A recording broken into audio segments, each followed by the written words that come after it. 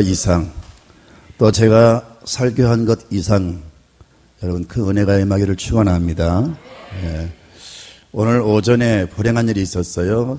저희 장모님이 구청에 들어가서 실무 잡아 이렇게 단판을 지어서 예배 시간에 딱지를 떼지 않기로 그렇게 약속을 했는데 기습 딱지를 뗐어요.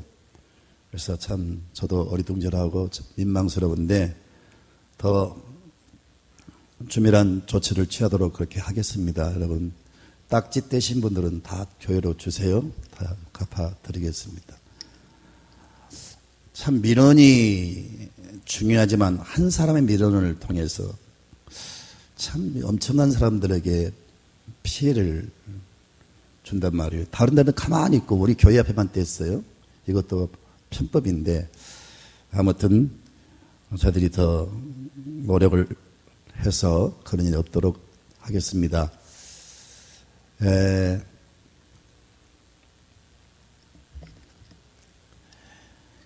저희 그 예배 드리는 이런 상황들이 여러분 저희만 이렇게 예배 드리고 끝난 게 아니고 저 예배 드리는 모든 것이 전체는 아닐지라도 설교하는 모든 모습이 전 세계로 퍼져나갑니다. 그래서 세계 어디에서나 핸드폰으로 다 우리의 설교를 들을 수가 있어요. 그러니까 여러분 믿음이라고 하는 건 반응이에요. 하나님의 말씀을 듣거든 여러분 반응을 보이셔야 돼요. 그게 믿음이에요.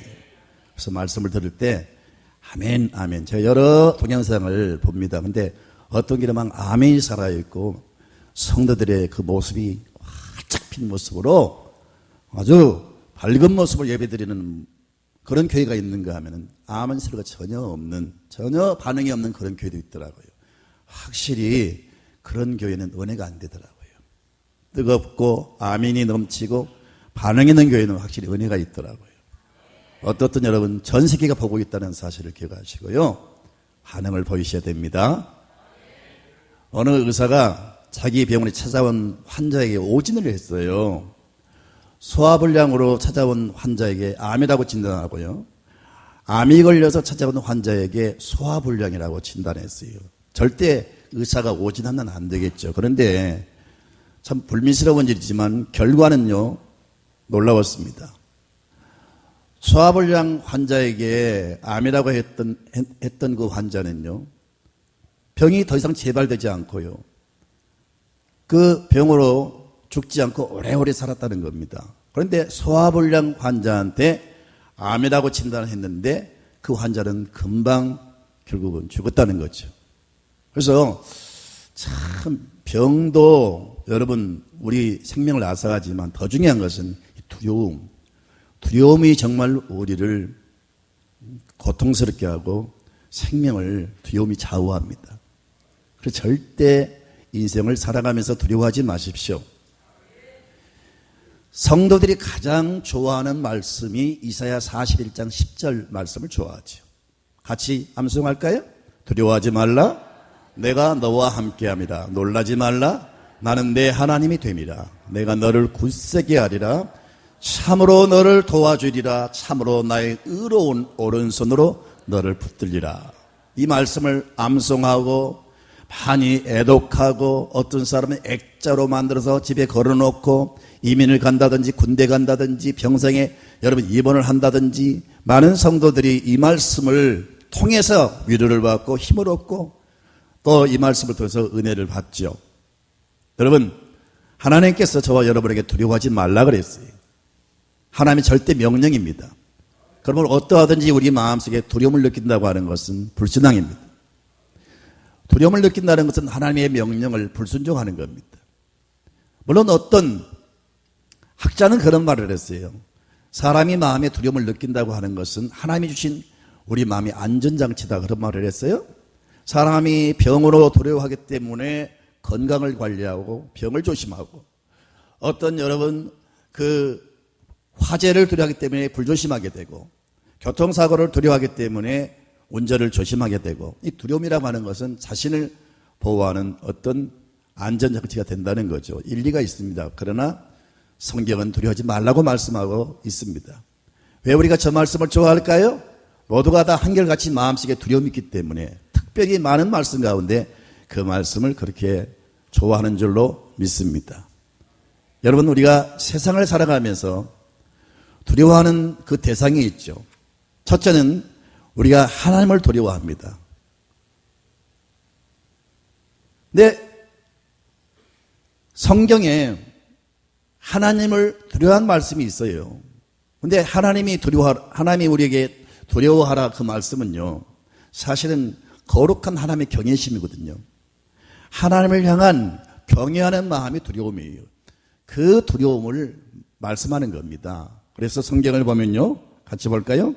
자, 역대하 19장 7절을 보세요. 그런즉 너희는 여호와를 두려워하는 마음으로 삼가 행하라. 고린도후서 7장 1절.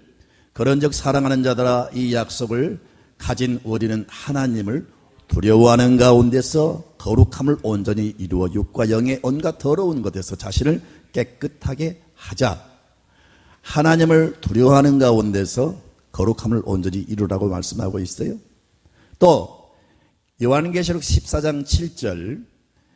내가 큰 음성으로 가로되, 그가, 다시 읽을까요? 시작. 그가 큰 음성으로 이르되 하나님을 두려워하며 그에게 영광을 돌리라. 이렇게 하나님을 두려워하라 그랬어요. 근데 여기서 말하는 우리가 흔히 느끼는 마음의 어떤 그 공포심, 마음의 두려움을 말한 게 아니고, 다시 말씀드리지만 하나님을 높이고 경외하는 거룩한 두려움을 말하는 거예요.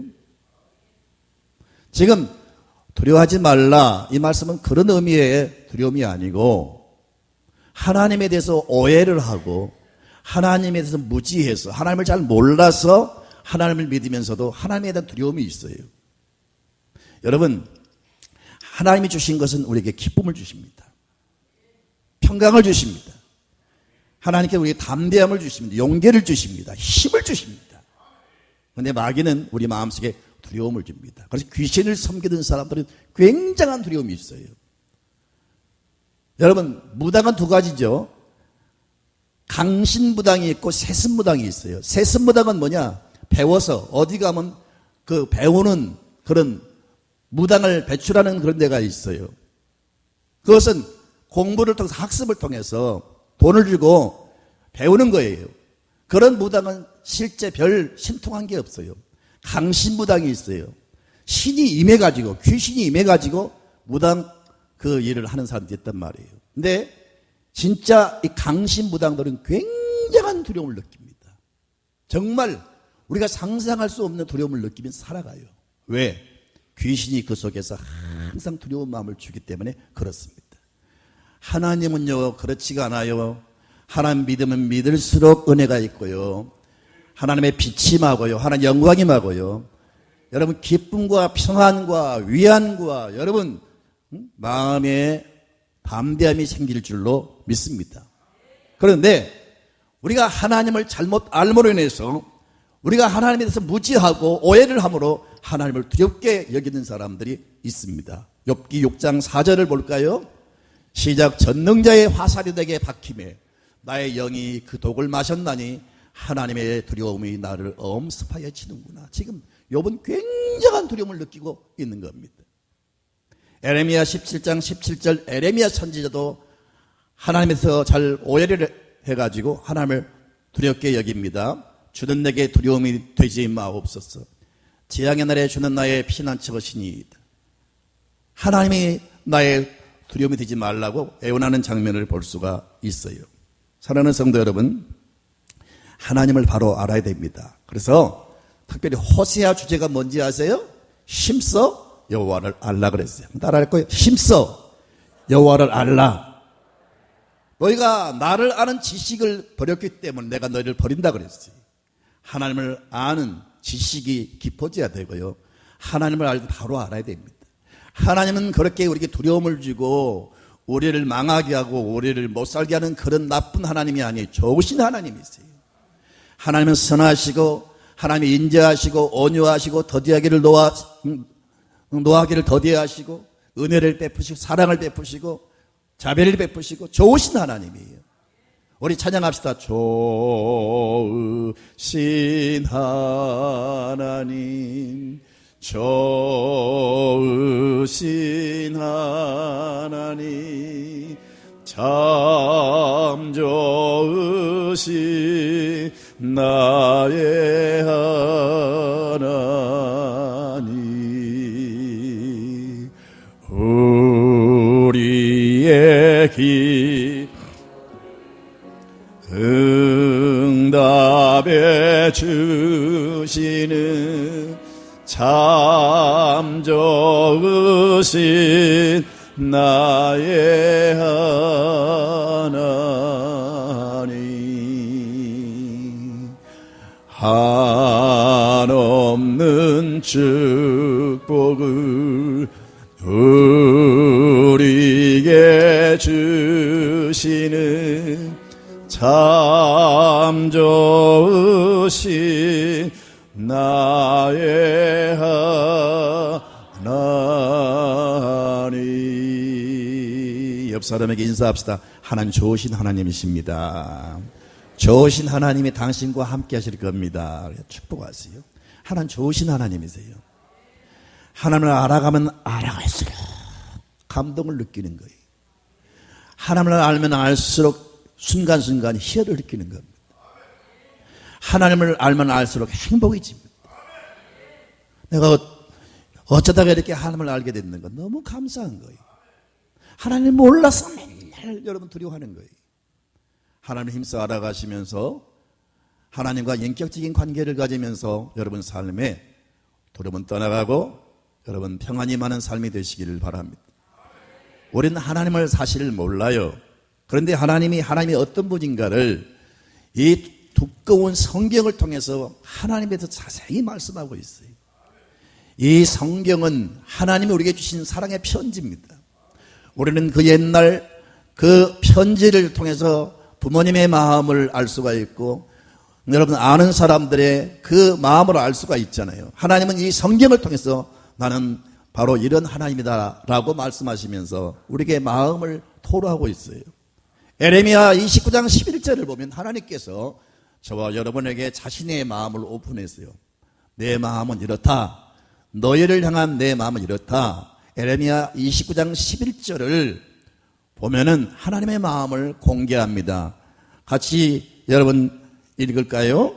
너희를 향한 나의 생각을 내가 아나니 재앙이 아니요 평안이요 장래의 소망을 주려 한다고 했습니다. 하나님이 우리를 향한 마음을 자신이 그렇게 말씀하셨어요. 너희를 향한 나의 마음을 내가 잘 알고 있다. 너에게 재앙을 주려고 하는 게 아니고 소망을 주고 장래에 평안을 주고 축복을 주려고 하는 게 하나님의 마음이에요. 너희가 악할지라도 자녀한테 좋은 것을 줄 줄 알거든. 여러분 사기꾼 혹은 나쁜 사람, 악한 사람도 자기 자식한테는 좋은 걸 주고 싶어하는 마음이 있어요. 너희가 악할지라도 너희가 자녀한테는 좋은 것을 줄 줄 알거든. 하물며 좋으신 하나님께서 어찌 구하는 것을 주지 않겠느냐. 하나님 좋으신 하나님이세요. 그래서 하나님께서 오해가 없기를 바랍니다. 자신이 잘못해놓고 자기가 실수하고 자기가 저질러 놓고 원망은 하나님께 하고 하나님을 오해하는 경우가 많아요. 절대 하나님 그런 하나님이 아니십니다. 로마서 8장 15절에 성경은 그렇게 말씀하며 너희는 다시 무수하는 정의 영을 받지 아니하고 양자의 영을 받았으므로 우리가 아빠 아버지라고 부르짖느니라. 우리는 성령 양자의 영을 받았습니다. 무수하는 종의 영을 받지 않고 무수하는 종의 영은 마귀를 말하죠. 마귀가 역사하는 곳에는 무서움이 있어요. 그러나 성령이 역사하는 곳에는 하나님이 내 아버지라고 믿어지고요. 하나님이 그렇게 좋아요.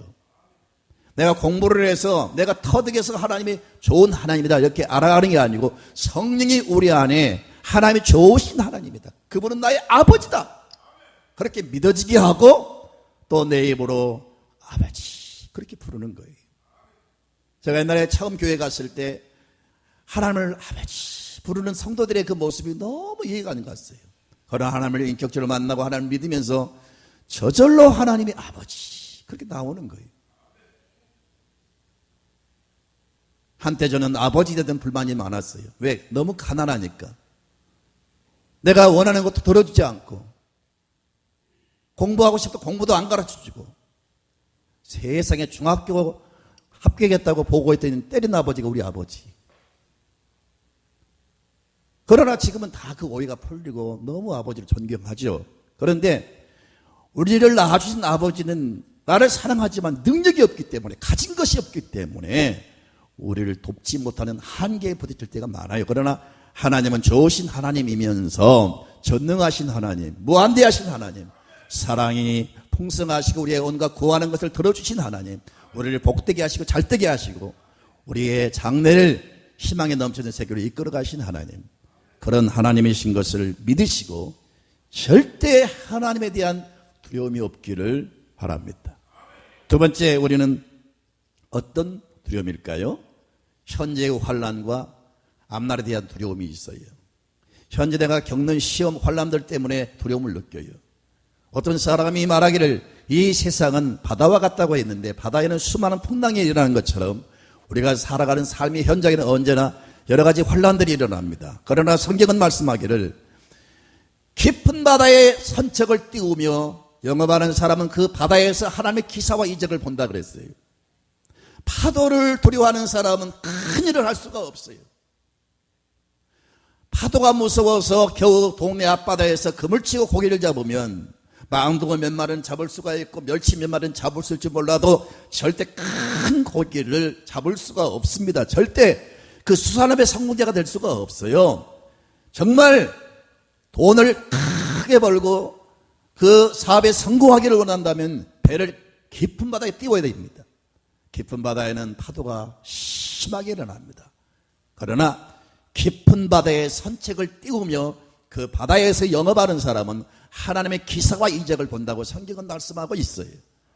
그러므로 현실에 어떤 환난도 어떤 어려움도 너무 두려워하지 마세요. 그 속에서 하나님의 역사가 있어요. 제가 지난주에 말씀을 드린 대로 우리가 원하지 않는 환난, 핍박들, 어려움들 누가 원하겠어요? 그러나 그 속에 하나님의 임재가 있고 하나님의 역사가 있고 하나님의 기사와 이적이 있는 겁니다. 하나님을 사랑하는 사람들에게도 때로는 환난을 붙일 때가 있어요. 왜 그러냐? 하나님이 살아계신 것을 나에게 나타내시기 위해서 그렇게 하신 거예요. 그래서 우리 믿음의 사람들은 환난이 일어나도 두려워하지 않고 하나님을 의지하면 하나님이 그때그때 살아계신 증거를 보여주신다는 것을 잊지 마시기 바랍니다. 시험은 하나님 만날 수 있는 찬스입니다. 옆 사람 인사합시다. 시험은 하나님 만날 수 있는 찬스입니다. 그렇습니다. 여러분, 그래요. 기적은 바로 그때 나타나는 거예요. 하나님의 임재와 하나님의 살아계신 증거는 그때 우리가 볼 수 있는 거예요. 그러니까 절대 삶의 현장에서 환난을 당할 때 그것 보고 두려워하지 마시고 하나님 네 가운데 어떤 역사를 나타내시려고 하십니까? 하나님의 기사를 보여주십시오. 하나님 능력을 내게 보여주십시오. 기도하셔서 역전에 여러분 역사를 경험하시기를 주님의 이름으로 축원합니다. 여러분, 오늘 성경을 보면요, 하나님께서 현재 이스라엘 백성들이 이 대적으로 인하여 침략을 받아서 국가적인 많은 어려움들이 있습니다. 경제적인 어려움, 수많은 어려움들이 지금 있습니다. 그런데 하나님께서 그들을 향하여 위로하십니다. 뭐라고 말씀하십니까? 여러분 좀 보십시오. 이사야 41장 8절을 오늘 본문을 보세요. 나의 종, 내가 택한 야곱, 나의 벗 아브라함의 자손아. 이스라엘 백성들 지금 위기를 겪고 있는, 고난 중에 있는 그들을 향하여 하나님이 나의 종이라고 부르십니다. 내가 너희를 택했다고 말씀하고 있어요. 나의 벗 아브라함의 자손아. 나의 벗 아브라함의 자손아. 많은 사람이 있었지만 하나님은 아브라함을 특별히 사랑하시고 자기의 모든 걸 다 나타내 주셨어요. 그러면서 그 자손으로 이스라엘 백성들을 여러분 주셨지 않아요? 근데 여러분, 이스라엘 백성들이 혈통적으로 아브라함의 자손이지만 영적으로는 우리가 아브라함의 자손입니다. 나의 벗 아브라함의 자손아, 이 말은요, 내가 아브라함에게 사랑과 은혜와 축복을 아끼지 않고 가장 그를 사랑하고 내 모든 걸 아끼지 않고 주었던 것처럼 너희에게도 내가 그런 은혜와 사랑을 베풀기를 원한다. 그런 의미로 그렇게 부르신 거예요. 저와 여러분은 하나님이 자기 벗이라고 얘기했던 아브라함에게 주신 은혜와 복을 주시기를 원하세요. 지금 환난을 너무 두려워하지 마세요. 우리는 그 약속을 받은 사람들입니다. 그 축복을 보장받는 사람들이에요. 그리고 너를 불렀다. 9절을 보니까 너를 불렀다. 내가 너를 택하였다. 그러면서 10절에 내가 너와 함께 할 것이다. 내가 너를 도와줄 것이다. 참으로 나의 의로운 오른손으로 너를 붙들어 줄 것이다. 그렇게 약속을 하셨어요. 그러니까 현실을 바라보지 말고 환난을 바라보지 말고 하나님과 그 약속을 붙잡으셔야 됩니다. 그래야 그 두려움을 이길 수가 있어요. 하나님보다 환경을 더 바라보고 하나님의 약속보다 세상 사람들의 말을 더 의지하고 그러면 절대 여러분 인생을 살아가면서 두려움에서 벗어날 수가 없어요. 여러분 아무리 산의 진미를 먹고 호화찬란한 부귀 영광을 누리면서 살아간다 할지라도요, 마음속에 두려움이 있으면 절대 그 사람은 행복할 수가 없어요. 그러나 비록 남의 새빵살이를 하고 정말 우리가 하루하루 살아가는 삶이 힘들고 어려워 내 마음속에 하나님을 의지하고 마음이 편하면 그게 천국입니다. 바로 그런 사람이 행복한 사람인 거예요. 집은 대궐처럼 거창하고 호화로운데 그 속에 갇혀있는 감옥 같은 그런 삶을 사는 사람들이 얼마나 많은지 몰라요. 하는 곳에 가장 좋은 집들이 모여있는 그 성북구 어느 지역을 가면요, 그리고 저 평창동인가 거기 가면요, 집들이 정말 엄청납니다. 어떤 집은 성 같은 집도 있어요. 그러나 한결같이 담들이 높고 한결같이 모든 담에 철조망이 쳐 있어요. 그리고 그 쇠로 만든 그 뾰족뾰족한 걸 세워놨어요. 이것만이 아니고 또 이렇게 또 꽂아놨어요. 넘어오다 걸려 죽어라, 배가 찔려 죽어라, 그래서 그런 거냐 아무튼. 그리고 집마다 TV 카메라를 다 설치해놨어요. 집은 여러분 거창한데 그 속에 여러분 두려움을 느끼며 사는 사람들이 많아요. 사랑하는 성도 여러분, 평안이 행복입니다. 아무리 환경이 좋아도 두려움을 느끼는 것은 지옥입니다. 하나님을 의지하면서 하나님의 약속을 바라보면서 두려움을 극복해 나가시기를 주님의 이름으로 축원합니다. 아멘, 아멘. 여러분, 나의 의로운 오른손으로 너를 붙들리라. 나의 의로운 오른손, 정의의 손을 말하죠. 하나님의 이 오른손은요, 악한 자는 심판하시고 억울함 당하고 의로운 자는 반드시 다시 구원해 내신다는 그런 표현입니다. 할렐루야. 악한 사람으로 인해서 지금 피해를 입고 있습니까? 하나님 반드시 여러분의 입장을 보호해 주시고 그 억울함을 당하지 않도록 반드시 여러분을 구원해 주실 줄로 믿습니다. 아멘입니까? 여러분, 많은 사람이 두려워하는 그 두려움을 분석해 보면요, 첫째는 이미 지난 일을 가지고 두려워한다는 거예요. 그러니 다시 안 와요. 그런데 이미 과거에 겪은 그 어떤 어려움을 끌어당겨 가지고 이미 지나가 버렸는데 지나가는 것을 붙들고 염려한다는 거예요. 두 번째는 앞으로 있지도 않을 일을 미리 당겨 가지고 또 두려워한다는 거예요. 그러니까 실상 두려워하는 대상이 정말 있지도 않는 것을, 허상을 붙잡고 두려워하는 거예요. 가만히 들어보세요. 가만히 한번 생각해 보세요. 없는 것을 가지고 두려워하고 있지도 않는 걸 두려워하고 이미 지나가 버린 것을 붙들고 두려워하고, 그러지 말라는 거예요.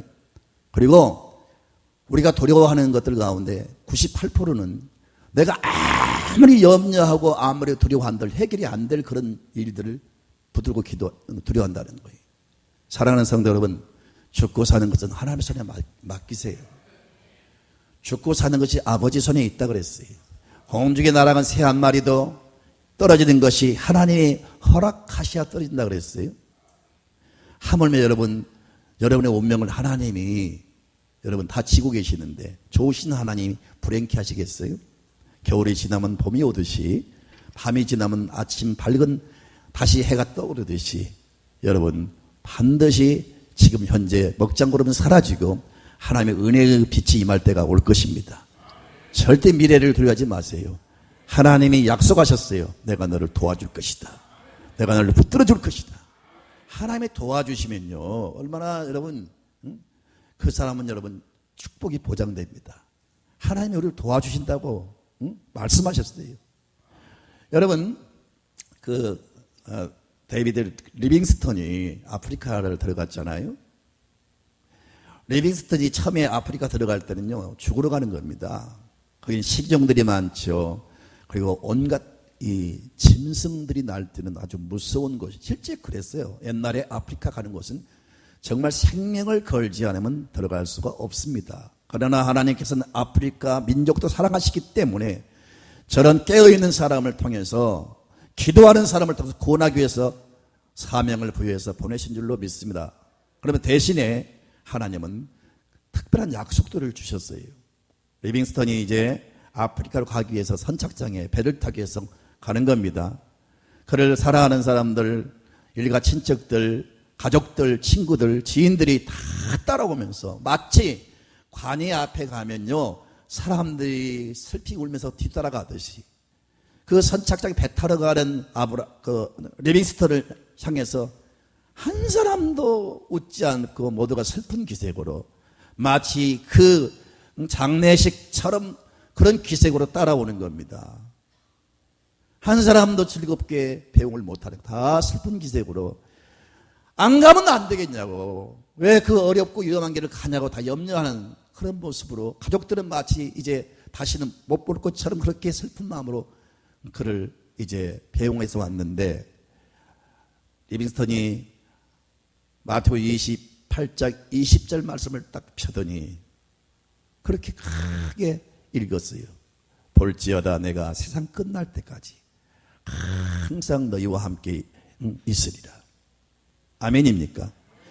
그 말씀을 보면요 예수님께서 제자들에게 예수 믿는 사람들에게 그렇게 약속했어요. 볼지어다 내가 세상 끝날 때까지 항상 너희와 함께 있으리라. 이 약속은 모든 사람에게 주신 약속입니다. 여러분은 미래에 대해서 여러분 아직 오지 않은 미래를 미리 당겨서 두려워하지 마시고요. 내가 병들 죽으면 어떻게 하나, 내가 사고 당하면 어떻게 하나, 우리 집안이 망하면 어떻게 하나, 있지도 않는 일을 미리 끌어당겨서 걱정하지 말고 하나님이 우리를 도우신다는 약속을 믿으시고 담대하시고 절대로 두려움 속에 매이지 않기를 주님의 이름으로 축원합니다. 세 번째는 이 죄책감으로 인해서 두려워합니다. 사람이 죄를 지면요 마음에 두려움이 옵니다. 이건 누구나 마찬가지. 저도 죄를 지면 목사지만 두려움에서 벗어날 수가 없어요. 여러분도 죄를 지면 예수를 잘 믿든 못 믿든 그 사람 마음속에 죄책감으로 두려움이 오는 거예요. 그러나 우리는 여러분 온전치 못하고 우리가 완전하지 못하기 때문에 연약하기 때문에 죄인 줄 알면서도 죄를 질 때가 많아요. 그러면서 죄 짓고 혼자서 근심하고 두려워하는 사람들이 많은데 설령 죄를 짓고 지금 현재 두려워한다 할지라도 거기에 묶여있지 마시고 성경은 말씀합니다. 우리가 죄를 회개하면 죄를 깨끗이 용서해 주실 뿐 아니라 죄로 인해서 오는 두려움도 제거해 주십니다. 죄를 사하는 권세는 예수밖에 없습니다. 여러분 석가모니도 사람이고 공자도 사람이고 이슬람의 마호메트도 사람이고 그래서 그 어떤 성자 어떤 누구도 사람이기 때문에 똑같은 죄인이기 때문에 사람을 구원할 수도 없을 뿐 아니라 죄에서 죄를 사할 수 있는 능력이 없습니다. 죄를 사하는 분은 오직 하나님이십니다. 우리 죄를 사해 주신 분은 예수 십자가에서 피 흘려 죽으시면서 그 피를 쏟으시고 우리 죄를 사하셨어요.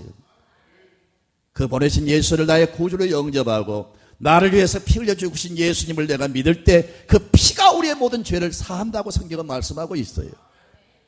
그 사실을 믿고 내가 죄를 자백하면 우리 하나님은 죄를 다 씻겨주시고 그 죄로 인해서 온 모든 저주와 모든 죄책감과 모든 두려움을 제거해 주실 줄로 믿습니다. 그래서 죄로 인해서 고민하고 괴로워하는 성도는요, 빨리 회개하셔야 됩니다. 요한 1서 1장 9절을 보면 성경은 뭐라고 말씀합니까? 같이 읽습니다. 만일 우리가 우리 죄를 자백하면 그는 미쁘시고 의로우사 우리 죄를 사하시며 우리를 모든 불의에서 깨끗하게 하신다 그랬어요. 죄를 다 회개하면 다 죄를 사해 주시고 죄는 사라지고 오히려 축복이 임할 줄로 믿습니다. 그래서 회개하는 사람에게 욥기 22장 23절에 다시 흥하는 역사가 있고 잠언 28장 13절에 하나님이 불쌍히 여기시고 에스겔 18장 28절에 우리가 살게 되고 고린도후서 7장 10절에 구원에 이르게 되고 사도행전 3장 19절 같이 읽습니다. 사도행전 3장 19절 그러므로 너희가 회개하고 돌이켜 너희 죄 없이 함을 받아라. 이같이 하면 새롭게 되는 날이 주 앞으로부터 이를 것이. 우리가 죄를 회개하잖아요. 그건 하나님의 죄를 다 용서하실 뿐 아니라 새롭게 되는 날을 허락하십니다. 고통의 세월을 보냈는데 짓눌리는 삶을 살았는데 늘 저주의 삶을 살았는데 늘 방황하는 삶을 살았는데 늘 죄책에 눌려서 그런 세월을 살았는데 회개하면 용서와 더불어서 새날을 주십니다. 아멘입니까? 옛날 성경은 유쾌한 날이 이른다 그랬어요. 유쾌한 날이, 통쾌한 날이 오는 겁니다. 할렐루야. 그래서 더 이상 죄에서 묶여 있거나 방황하지 말고 회개해서 주님께로부터 유쾌한 날이 이르기를 주의 이름으로 축원합니다. 여러분, 죄를 지으면 아까 두려움이 온다 그랬어요. 아담과 하와가 최초의 죄를 범하고 바로 느낀 것이 두려움이었어요. 그래서 숨었잖아요. 창세기 3장 10절을 좀 보세요. 이르되 내가 동산에서 하나님의 소리를 듣고 내가 벗었으므로 두려워하여 숨었나이다. 죄 짓고 바로 따라온 게 두려움이에요. 그래서 숨은 거예요. 하나님 뵙기가 두려운 거예요. 성경은 말씀하기를 의인은 사자같이 담대하지만 죄인은 쫓아오는 사람이 없어도 여러분 두 주먹 불끈 쥐고 도망친다 그랬어요. 헌병이나 경찰이 정복을 입고 다니는 것 범죄 예방에 대단히 여러분 기여합니다. 탈영병들이요 여러분 헌병 복장을 보면 막 기겁을 하고 무서워 도망치는 거예요. 죄인들이 경찰 복장을 입고 있는 사람을 보면요 순경들을 보면 막 무서워 도망치는 거예요. 죄를 지는 그런 거예요. 여러분. 그러나 회개해서 죄를 다 용서받으면 그런 죄책감을 누릴 필요가 없어요. 두렵지가 않아요. 하나님을 믿으면서 절대 죄 짓지 마시고 혹시 죄를 지면 바로 회개해서 마음의 자유와 평안을 유지하면서 살아야 됩니다. 여러분 다윗 같은 사람도 죄 짓고 굉장히 고통하는 걸 볼 수가 있어요. 시편 32편 3절과 4절을 보세요. 다윗이 지금 죄 짓고 고통을 느끼는 장면입니다. 내가 입을 열지 아니할 때 종일 신음함으로 내 뼈가 쇠하였도다. 주의 손이 주야로 나를 누르시오니 내 진액이 빠져서 여름 가뭄에 마름같이 되었나이다. 다윗도 회개를 안 하니까 막 신음이 나오는 거예요. 끙끙 소리가 나오는 거예요. 여름 가뭄에 다 말라 빠진 그런 식물처럼 생기도 없어지고 어떤 기운도 없고요. 인생의 모든 의미를 다 잃어버린 거예요. 죄를 범하면 그런 거예요. 그러나 회개하면 유쾌한 날이 옵니다. 다시 흥하는 역사가 일어납니다. 다시 일어서게 됩니다. 다시 부흥됩니다. 다시 살 길을 열어주십니다. 회개가 이렇게 좋은 거예요. 죄 때문에 두려움을 여러분 느끼지 마시고 벗어나시기 바랍니다. 마지막으로 대적들로 인해서 두려워합니다. 제가 4가지 말씀을 드렸어요. 첫째, 하나님에 대한 두려움. 그리고 현실의 환난과 미래에 대한 어떤 여러분 그런 문제로 인해서 두려움. 그리고 죄로 인해서 두려움.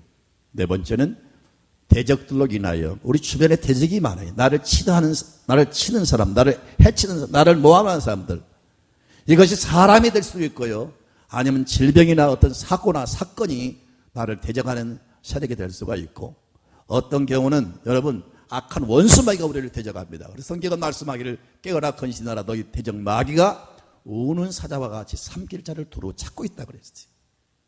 이렇게 우리를 대적하는 세력이 많은데 그런 가운데서도 우리가 자유를 누릴 수가 있고 평안을 누릴 수가 있어요. 오늘 여러분 좀 보시겠습니까?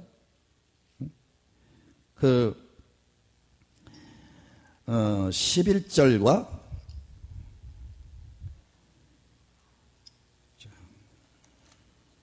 12절을 볼까요?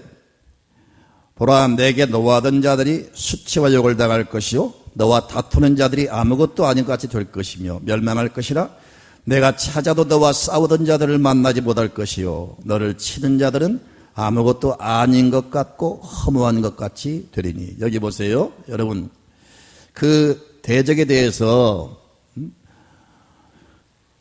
내게 노하던 자들, 그리고 너와 다투는 자들, 그리고 또 뭐가 있어요? 너와 싸우는 자들, 너를 치는 자들, 다 이게 대적 아닙니까? 근데 하나님이 아무것도 아닌 것처럼 다 물리쳐 주신다는 거예요. 여러분 어떤 그런 대적이 여러분을 괴롭히는 세력이 있습니까? 그게 뭡니까 여러분? 여러분 살아가면서 여러분을 아주 고통스럽게 하고 괴롭히는 대적이 무엇입니까? 그게 있을 수 있잖아요. 국가적으로 말하면 외세의 침략자들을 말할 수가 있을 것이고, 개인적으로는 여러분을 괴롭히는 세력을 말합니다. 그런데 하나님이 내게 노하고 또 여러분 나와 싸우고 나를 치고 또 뭐예요? 어떤 사람이에요? 그 다 나의 대적인데 하나님이 다 이거 하나님 직접 물리쳐 주신다는 거예요. 아무것도 아닌 것 같이 될 것이며 멸망할 것이라. 내가 찾아도 너와 싸우던 자들을 만나지 못할 것이요 너를 치던 자들은 아무것도 아닌 것 같고 허무한 것 같이 되리라. 하나님이 이렇게 대적들로부터 위협을 당하는 사람들에게 약속을 주셨어요. 신앙은 하나님과 약속을 믿는 겁니다. 감정을 앞세우지 마세요. 여러 얄팍한 지식과 판단을 앞세우지 마세요. 하나님은 완전하신 분입니다. 하나님을 믿으셔야 됩니다. 하나님의 약속을 믿으셔야 됩니다. 그러면 하나님이 반드시 인생 살아가면서 수많은 대적의 에워싸도 여러분 지켜 보호해 주실 줄로 믿습니다. 여러분 어느 전쟁사를 제가 아까 어떤 책을 통해서 읽었어요. 이스라엘 나라의 그 전쟁사, 어떤 전쟁을 제가 보았는데 한번 아랍과의 전쟁이 일어났잖아요. 세계 모든 전략가들과 모든 사람들은 그 아랍과의 전쟁이 터졌을 때 이스라엘은 끝났다라고 점쳤어요. 사실은 이스라엘 나라에 비해서 아랍 동맹국은요 200배, 300배나 강한 나라입니다. 그 강대한 나라가 이스라엘을 침략했는데 보나마나 끝장나는 거죠. 그런데 결과는 이스라엘이 대성을 거두었습니다. 상상할 수 없는 일입니다. 근데 그 가운데 있었던 전쟁을 한편 소개를 했던데 그 소대병력 30명이 안 돼요. 20명이 아랍 군대 3개 사단에게 이렇게 포위가 됐습니다. 여러분 싸우면 되겠습니까? 완전히 도가내든 쥐고요. 이 전쟁은 여러분 끝장난 거 아니겠어요? 근데 이 20명의 병사들이 얼마나 강한 신앙으로 무장되어 있는지 하나님을 강하게 믿으면서 아주 그 가지고 총을 막 쏴대는 겁니다. 근데 놀라운 사실은요, 이 20명과 3개 사단의 병력이 싸우는데 결과는요 2개 사단은 도망쳐 버렸어요. 그리고 1개 사단은 20명 앞에 무릎을 꿇고 항복을 했어요. 싫어합니다.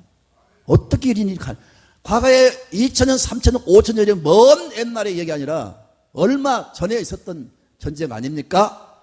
그런데 20명 앞에 3개 사단이 패한 거예요. 알고 본즉 항복한 그 아랍 군대가 고백하는 말은 그 20명이 막 총을 쏘아댈 때 그들 눈에는요 수만 명, 수십만의 헤아릴 수 없는 병사들처럼 그렇게 느껴지고요. 그렇게 보였다는 거예요. 아마도 하나님이 천사들을 동원한 건지 아랍 군대에게는 그렇게 보여가지고 항복을 안 하면 결국 우리는 죽임당한다 하는 위협을 느끼고 스스로 항복을 해버린 거예요. 이런 일이 어떻게 가능합니까? 하나님만이 할 수 있는 일입니다. 사랑하는 성도 여러분, 다윗에 비하면 골리앗은 엄청난 거구입니다. 그러나 성령은 다윗이 이겼습니다. 하나님을 의지하십시오. 대적을 두려워하지 마십시오. 하나님을 의지하면 안전합니다. 보호하십니다. 결론입니다. 사랑하는 성도 여러분, 이 세상을 살아가면서 수많은 두려움을 느끼게 되는데 하나님을 향한 하나님을 불신하고 하나님에 대해서 무지하고 오해를 해서 두려움을 느끼는 두려움, 하나님을 바로 아십시오. 하나님 좋으신 하나님이십니다. 현실에 대해서 너무 혼란과 그 어려움 때문에 두려움을 느끼고 미래에 불길한 어떤 생각을 하면서 두려움을 느끼고 장래를 두려워하지 마세요. 하나님 우리 장래를 인도하실 겁니다. 과거도 현재도 미래도 하나님이 우리를 책임져 주실 겁니다. 여러분 죄 짓고 두려워하지 마세요. 빨리 회개해서 평안을 찾으십시오. 그리고 대적으로 인하여 두려워하지 마십시오. 하나님 내 편이십니다. 하나님 나와 함께 하시면 우리는 능히 승리하게 될 것입니다. 이런 믿음을 가지고 살아야 여러분 행복하고요. 이런 믿음을 가지고 살아야 세상을 정복하고요. 이런 믿음을 가지고 살아야 여러분이 승리하는 사람이 될 수가 있어요.